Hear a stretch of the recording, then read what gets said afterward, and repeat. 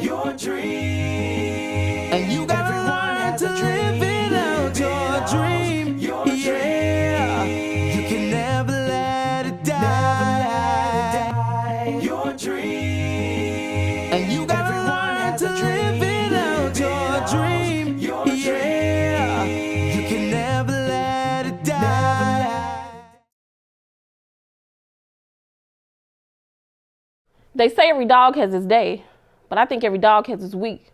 So it's important that you be mindful of where you decide to sleep. And word on the street, why buy the cow if the milk is free? But even then, it's still impossible to scope out a fox when they're all dressed like sheep. How compatible is the lion and the lamb?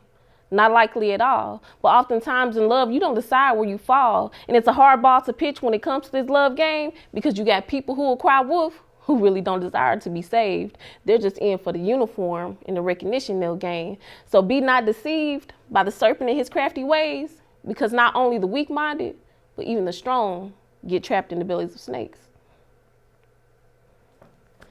I saw the struggle today, and I admit, I was a little afraid. Saw it pushing empty shopping carts, sleeping on sidewalks, and begging for change. I offered the struggle change. But it was strange because in exchange, I knew for sure that I'd be repaid in the form of a larger monetary blessing. Now, isn't it odd that we benefit from somebody else stressing? But I'm guessing this is God's way of testing me. You see, the struggle is far more than what the eyes meet.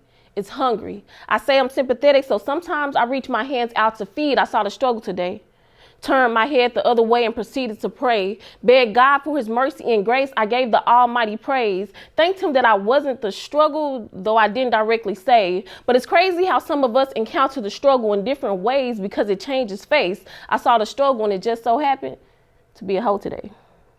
A snake biting every prey in its path, but it was just as innocent as the mice it swallowed, and though it bellowed sounds of satisfaction upon the arrival of its peak, this struggle was battling from feelings of being incomplete. Habitual polygamy to compensate for the life lived alone. So many like it that it didn't realize it was sleeping with its clones. When done with one partner, it had another lined up to sleep with on its phone. So used to jumping bones, even in solitude, it heard freaks moan. Often had threesomes with confusion and hurt in attempt to kill two birds with one stone, trying to fill a void, but he was going about it all wrong. See, this struggle was of royalty, but unfit to sit in his own throne. I saw the struggle today.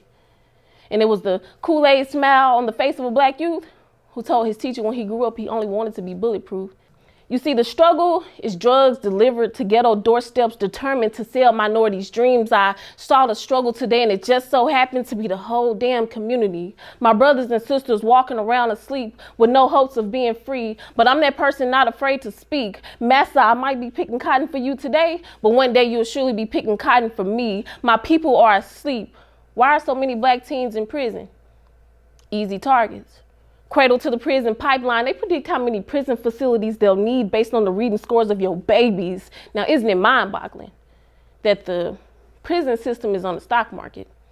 A multi-billion-dollar industry is on the stock market because it has somehow guaranteed the entry and re-entry of inmates. And what's easier than snatching black boys off the streets, putting them on these prison plantations where they're forced to work long hours with little to no fee? But businesses thrive off this prison's system of cheap labor. But our men need savior, victim to a system of racist behaviors, and it's sick how these low lives call their immoral actions doing us a favor.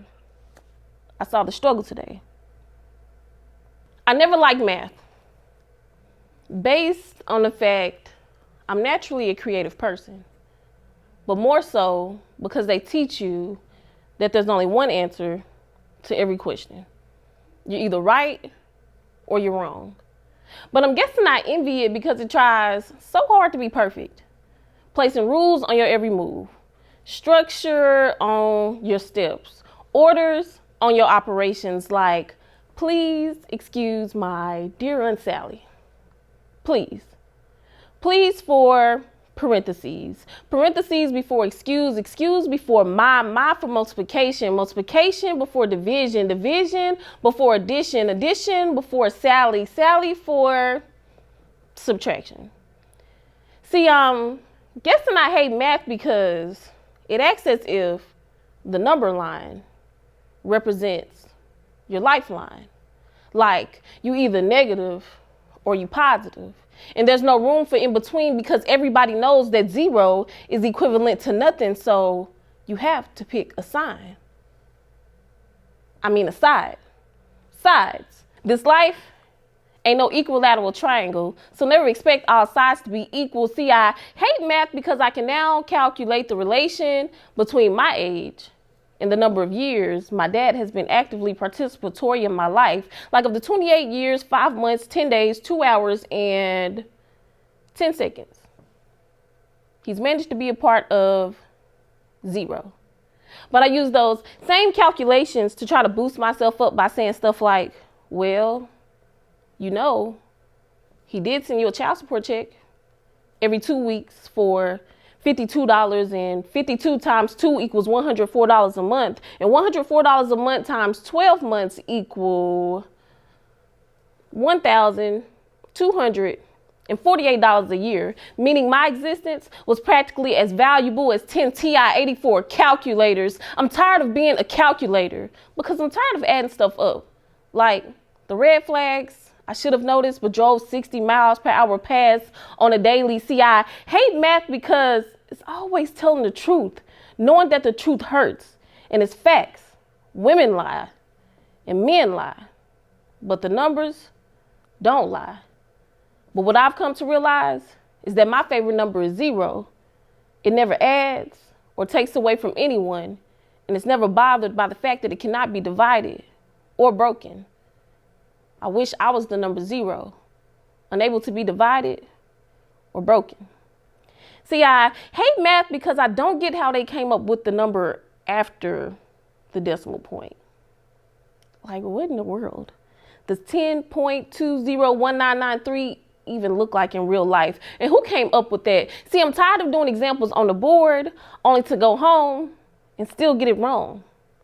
Like how God can make examples of us, but like dummies, we keep repeating the same mistake, never fully learning from each other because supposedly experience is the best teacher. See, I'm tired of math because I can now calculate the number of minutes between text messages and phone calls, as if it somehow validates how much or how little somebody likes you.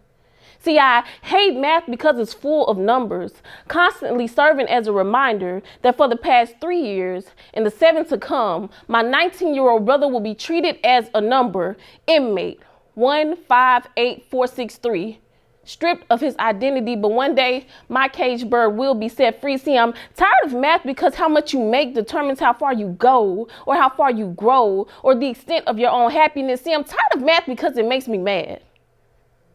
It makes me think the best thing my dad could do for me is make me a beneficiary on his life insurance policy.